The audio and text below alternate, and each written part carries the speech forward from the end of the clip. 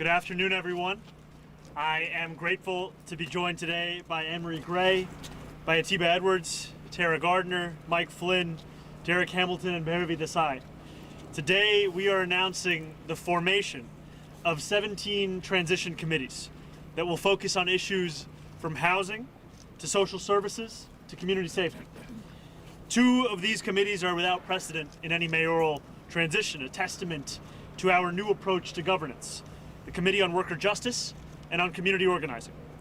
We just convened a meeting with more than 400 New York leaders, the best of our city that money can't buy. Gifted public servants, artists, cultural figures, heads of nonprofits, and industry. These are the people that New Yorkers look to for wisdom, for guidance, and their creativity, their drive, their commitment is what sets our city apart. And I have entrusted them with a mighty responsibility to lead these committees and to provide the policy and hiring recommendations that our transition team will turn to as we prepare to begin governing on January 1st. Over 70,000 New Yorkers have applied from every single zip code to join our administration. And as we set a new standard of drive and dedication and a commitment to dignity from City Hall, those overseeing these committees will help lead this work. As I said to them, New Yorkers have placed a great deal of hope and expectation in this new course that they have elected us to chart. It is a hope that City Hall can deliver results that make material, tangible changes in the lives of working people across these 5 boroughs. And standing in that room, I felt the same thing from those leaders that I feel when I think about the years to come. Excitement. Excitement at the potential to transform our city. Excitement to prove that we can once again look towards government with the anticipation and expectation of success rather than the fear of failure. And excitement to make it easier for working people to afford to live a dignified life here in New York City. We stand here with a remarkable opportunity to create a better New York. The kind of opportunity that arrives, if we're lucky, once in a generation. And I could not ask for a better team to set that foundation. New Yorkers have given us a mandate to deliver the change that has so often been denied in this city, a change to make this a city that each and every person can afford. And we will now seize that opportunity with both hands to create a transition that will be defined by the same thing as our administration: excellence. Thank you very much, and with that, I would like to introduce Anne-Marie Gray. Thank you so much, Mayor-elect Mamdani. My name is Anne-Marie Gray. I'm the Executive Director of Open New York. I'm truly honored to be here today. Your campaign has given me and so many New Yorkers tremendous hope and renewed optimism. Bringing down the cost of living, especially the soaring cost of rent, for working New Yorkers has been the core of your campaign and has been the heart of my career in housing, both inside and outside of government. I've worked for public housing authorities, for economic development agencies. I've served in City Hall across 2 administrations, working in the trenches on everything from the Gowanus and Soho rezonings to the origins of City of Yes for housing opportunity. Today, I lead Open New York, a grassroots advocacy group focused on building more homes to lower costs and give tenants more power and options across the city and state. I joined this committee because Zohran is committed to the all-of-the-above approach to the housing crisis that we know New York City needs, one that protects current tenants while also building the homes future families need. I joined because I also know from experience that success comes not only from having a compelling vision, it also requires being very serious about effective governance and what it really takes to make bold ideas happen. New Yorkers deserve a city where everyone can afford and to find a home and a future. I look forward to helping build city government capable of delivering on such an ambitious, hopeful, and positive vision for the city. And with that, I introduce Atiba Edwards from the Brooklyn Children's Museum. Good afternoon. New York has shaped me into who I am today via opportunities. I'm an immigrant from St. Vincent and the Grenadines. I grew up in Brownsville, Brooklyn, graduated from Philippa Schuyler and Bronx Science and the University of Michigan. And it's taught me very much that I right now lead the Brooklyn Children's Museum, a third space that provides opportunities for families and children to learn through playful learning, celebrate vibrancy in the vibrant communities, and also understand and learn cultural competency. I had an opportunity to join this committee, and I knew firsthand what the arts and culture can do as it relates to developing pride and really key 21st century skills. I stand before you as evidence of that. I'm really excited to think about New York retaining its title as the arts and culture capital of the world. When I was invited, I felt a sense of purpose, one that this administration represents more than a dream. It's about an unwavering belief about what New York can accomplish and what every New Yorker deserves. With a renewed set of priorities, we have a chance to create something extraordinary, truly a new era. This administration is setting out to prove that when we lead with courage and conviction, we do not just chase dreams, we redefine what is possible. In the words of Nelson Mandela, it always seems impossible until it's done. Thank you for your time, and I'm excited to bring next to the stage Tara Gardner. Good afternoon. I'm Tara Gardner, and I proudly serve as the Executive Director of the Daycare Council of New York. In addition to representing nearly 300 center-based programs across the 5 boroughs, in partnership with 3 other nonprofit organizations, we deliver the New York City Child Care Resource and Referral Consortium, supporting thousands of home-based business owners and educators, and connecting thousands of families across the city to the child care settings of their choice each year. I'm honored to represent the child care and early childhood education sector on the Youth and Education Committee, and to work with colleagues toward a universal child care plan that ensures every child and family has access to high-quality, affordable early education and a workforce that can afford to continue to work and live in this city. New York City's parents rely on a workforce of highly trained, dedicated, and passionate teachers, directors, and professionals. And people who cannot attach the board. In centers and home-based programs, yet these professionals remain underpaid and undervalued. Many centers struggle to keep classrooms open as educators leave for better paying jobs, and home-based educators often earn barely enough to sustain their small businesses. Mayor-elect Mamdani's commitment to affordable universal childcare opens renewed hope, and I look forward to helping to ensure that his vision and its investments supports families and children, guarantees a stable and flexible, multifaceted system, and affirms and respects the workforce that makes it all possible. And now I'm happy to introduce Mike Flynn, representing the Transportation, Climate, and Infrastructure Committee. Thank you so much, Tara. It's an honor to be here today representing the Committee on Transportation, Climate, and Infrastructure, whose members represent the full breadth of professional backgrounds and perspectives on these issues. I should start by noting that my involvement is in a personal capacity as someone who has served over 2 decades in the public, private, and nonprofit sectors of the industry, and my views represent my own. My entire career as an urban planner here in New York and across North America has been focused on making our transportation and infrastructure systems safer and more equitable, sustainable, and resilient, while helping government work more effectively and efficiently to deliver results. Improving the day-to-day lives of New Yorkers is personal to me as the grandson of immigrants and the son of a New York City public school teacher and a former delivery biker and taxi driver. Reliable and affordable transportation and smart, well-maintained infrastructure play a critical role in making this a city in which all New Yorkers can not only survive, but thrive. Whether it's getting to work or picking up our kids from daycare on time, connecting to social and health services, or most importantly, avoiding lives lost to traffic crashes, extreme heat, and flooding. Big ideas like fast and free buses will also have a profound impact on the affordability and livability of the city we call home, which is what excites me so much about Mayor-elect Mamdani's vision. Next, I'd like to introduce Professor Derek Hamilton of the New School, representing the Workforce Development and Economic Development Committee.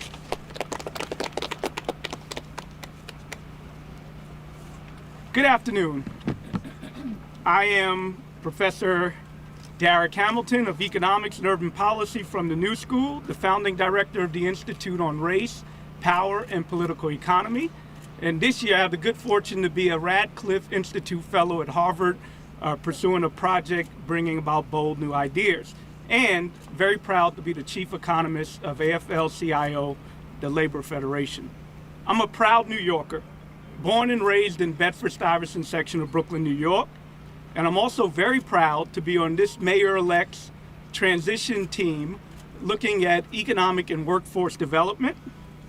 I joined this committee because the mayor-elect's strong commitment to the humanity, productivity, and the dignity of all New Yorkers, and likewise his commitment to a workforce and economic development agenda to match those commitments. This election was won with clarity. New Yorkers chose Mayor-elect Mamdani's governing philosophy that recognizes people as the true infrastructure of a thriving society by investing in our human capacity and our democratic institutions and the shared well-being of all our communities. So onward as we continue the unfinished work of building an inclusive economy and a multiracial democracy for our great city. Now I have the privilege of introducing the final speaker, Bhairavi Desai of the New York Taxi Worker Alliance and the Mayor-elect's Committee on Worker Justice. Thank you.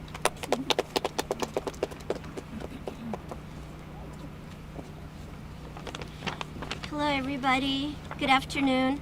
My name is Bhairavi Desai and I'm the Executive Director of the New York Taxi Workers Alliance, a proud union of over 28,000 members. For the first time in my lifetime, since I've been organizing drivers since 1996, I have hope. I have hope that the New York we love will love its workers in return. Because New York City has elected a mayor who stands for the working class. When thousands of drivers were drowning in debt, abandoned by the very political system that created their suffering, our brother, Zohran Mamdani, served our movement for worker justice by spending 45 days with us camped outside City Hall, including 15 days on hunger strike. Our union has won over $475 million in debt forgiveness for taxi drivers, recovered over $400 million in wage theft for Uber and Lyft drivers, and secured countless raises and rights. New York City drivers collectively serve close to 1 million people every single day. But their pathway to a stable middle-class life remains elusive, just as it does for so many workers in our city. 1/3 of the families who live in city shelters have at least one family member with a full-time job. Too many New Yorkers work tiring, back-breaking jobs 6 to 7 days a week, and they still have to worry about tomorrow's meal and next month's rent. In a city with tourism, service, and hospitality industries worth billions, the working class, which is largely people of color and immigrant, do the work that allows rest and leisure. That labor, that dedication to excellence for our city should be treated with respect. It is my honor to serve on Mayor-elect Mamdani's Worker Justice Committee and help fulfill his vision of the New York that we hunger strikers dreamed of. A New York that is affordable, a New York that is compassionate, and a New York that is dignified for working people and poor people, including the 180,000 Uber, Lyft, Yellow Cab, and livery drivers that my union is proud to fight for. To my brother, our mayor-elect, drivers know all too well how to navigate through the darkness of a tunnel. Under your leadership, we are ready to drive into the light. Thank you.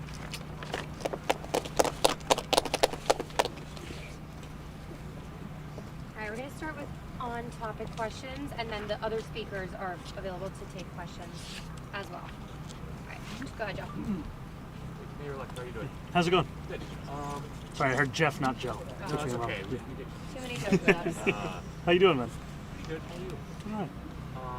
I had a question just about sort of the structure and how it worked. 400 people is a lot of people. So can you just explain a little bit how ideas sort of get worked up the chain and like how that's going to be organized a little bit? Absolutely.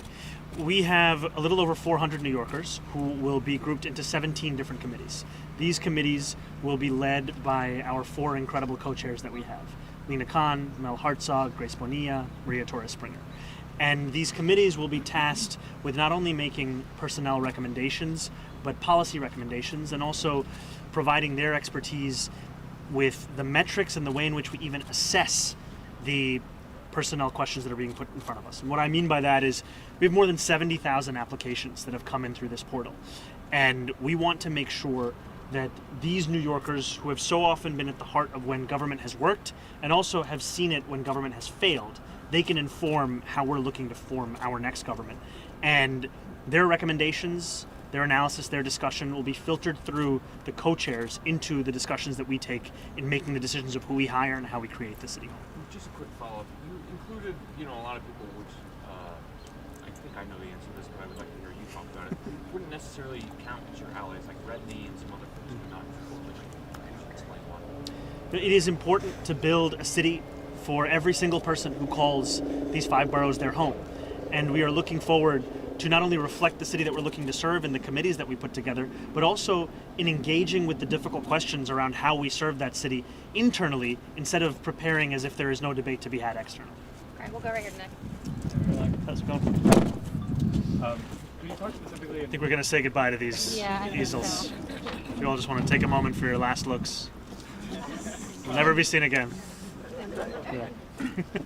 She's welcome to respond to the two, but your President Anne-Marie on housing. Yes. Is it reasonable to interpret this as a sign that you're looking pretty strongly at sort of upzoning type policies, really a focus on pro-development policies? Anything you want to say about neighborhoods you're looking at? Any initial thoughts? I can tell you that over the course of the campaign, we've spoken about the importance of not only freezing the rent for more than 2 million rent-stabilized tenants, but also building an incredible amount of new housing supply across the 5 boroughs. And doing so by increasing density around mass transit hubs, by also ensuring that the production of affordable housing is one that is taking place all over this city, and by taking on regulatory frameworks that for too long have not allowed us to build that kind of housing. Just recently I had a meeting with President Trump in the Oval Office, and amidst everything that we discussed, one of the topics was also ULURP.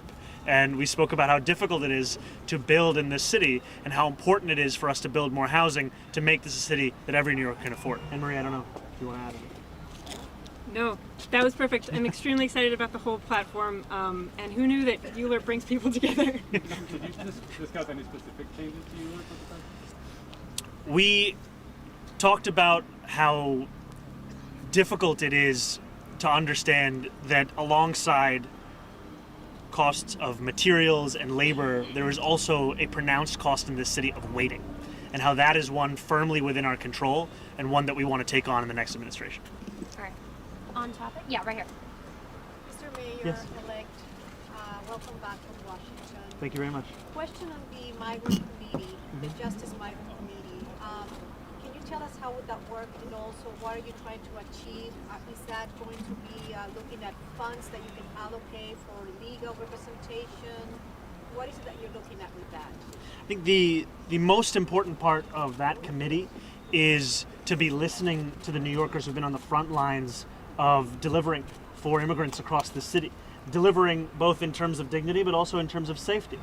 Just as we were leaving, I spoke to one of the members of our transition committee who was representing the Liveristas and letting us know of the effect of city policies on their lives, and speaking to someone whose work is primarily that of legal representation of those same immigrant New Yorkers. We want to ensure that every single one of these experiences are at the heart of the decisions we're making on how we deliver for immigrant New Yorkers across the 5 boroughs. All right, we'll go Annie right here. Thank you. Hey, Annie. Hi, how are you doing? Doing well.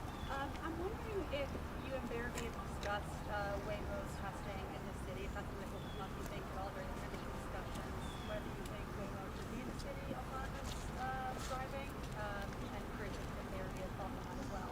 We haven't had that conversation as yet, but part of the importance of setting up this transition committee is so that these are the kinds of topics of discussion within each of the 17 committees. I don't know, Barry, if you want to add anything. I didn't catch the She was asking if you wanted to add anything about Waymo. No, we're still discussing. Yeah. All right, yeah, Marcia.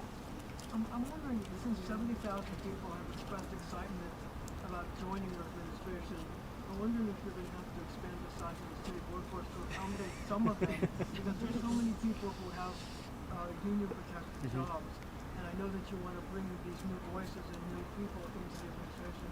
How are you going to do it? We're sadly not going to be able to hire every single person who applies, but what is so exciting is that for a long time in New York City, we've been told that one of the reasons we have a shortfall of vacancies of about 17,000 people in our workforce is because of a lack of interest. And what we're seeing is that is patently not the case anymore. We have more than 70,000, as you've said, and it's also an applicant pool whose average age is 28 years old. And we have already been looking into this portal to look for specific positions within the team that we're building right now. But these committees and this next stage of the transition will intensify how we're engaging with those applications. If I could just follow up, so I mean, I know that you want to bring in new voices and you want to bring in this new energy, and so is that really an important part of your platform, to bring these new voices and these new people into city government so that you can affect the change that you want to have? I think it's a key part, a hunger for change, a hunger for a new kind of politics. That's also, however, a hunger that can be had by those who've served in our politics before. I think about the day when we announced 2 appointments. I announced our first deputy mayor, Dean Foulahan, and I announced my chief of staff, El Bisgard Church. Dean Foulahan has had 47 years of government experience. El Bisgard Church, her experience in government has been that alongside me as my chief of staff in the state assembly. And yet what binds both of them is a belief in the potential of government to actually deliver on the material needs of working people. And that's one thing that stood out for me is when Dean spoke about his experience, whether it was running OMB or being a first deputy mayor, of a secretary of Ways and Means in the assembly, he spoke about the importance of turning that which people say no to into that which people say how to. And that's what they did with universal pre-K. That's what we have to do with our agenda. Thank you, Commissioner. Hi, Mayor-elect. How's it going, Katie? Good, thanks. One of the I feel like you're saluting me, but I know you're not. No, doing it's yeah. no. Yeah, yeah, Don't yeah. send the picture out. Yeah. One of the issues. Yeah, you can do that. Yeah, I'm sorry. You can One of the issues with hiring is that it can take months sometimes Yeah. for people to get onboarded. I hear complaints from people who apply for jobs and they don't hear for months.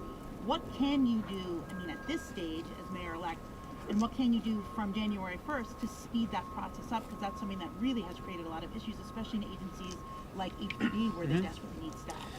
It informs the way in which we're hiring for the key positions in our city hall. We are asking applicants how they would speed up these processes. And a lot of this comes back to OMB, but a lot of it still is endemic throughout many city agencies. And I've spoken to New Yorkers myself who've told me that they've applied for a job, they've been told that they've been approved, and then they have to wait for 6 months for their final approval. And New Yorkers cannot afford to wait that long. They will take another job. They can't afford to simply wait on City Hall to finally have them actually do the work they applied for, sometimes even more than a year ago. So that's going to be key in who we hire, how we hire, and then from January 1st in actually implementing those procedural changes. Just one quick follow-up, sorry. Yeah.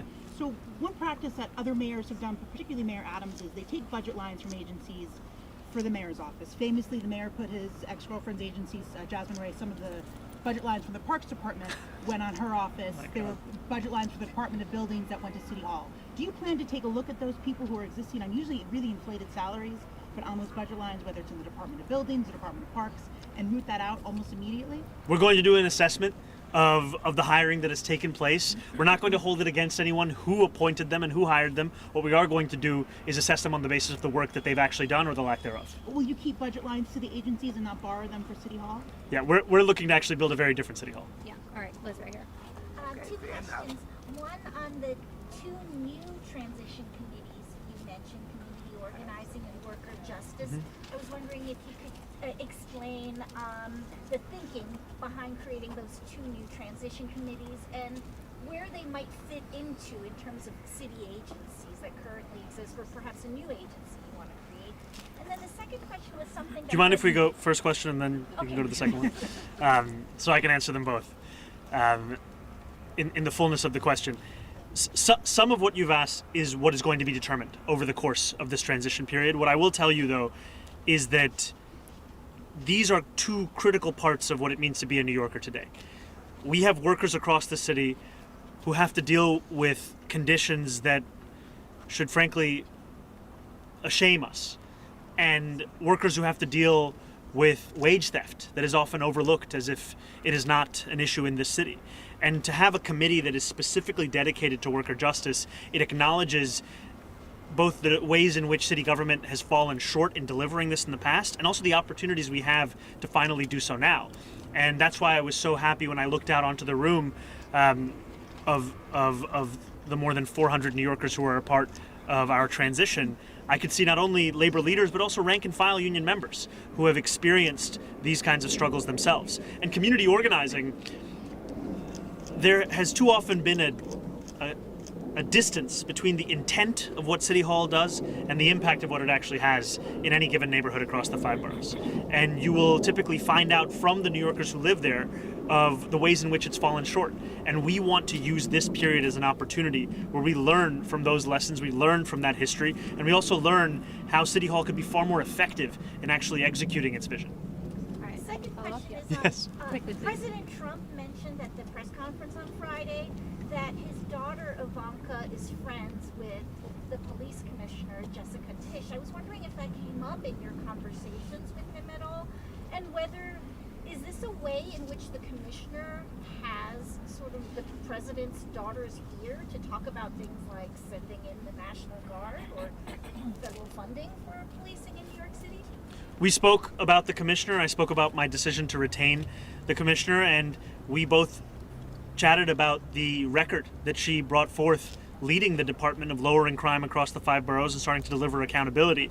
And I use that also as an example for my commitment to public safety in the conversation we had, a conversation that also centered on the affordability crisis. All right, we'll go Jeff right here. Hey, how's it going, Jeff? Sorry. Wondering, forgive me if you answered this already, but I'm wondering, are there planned meetings with the Adams administration?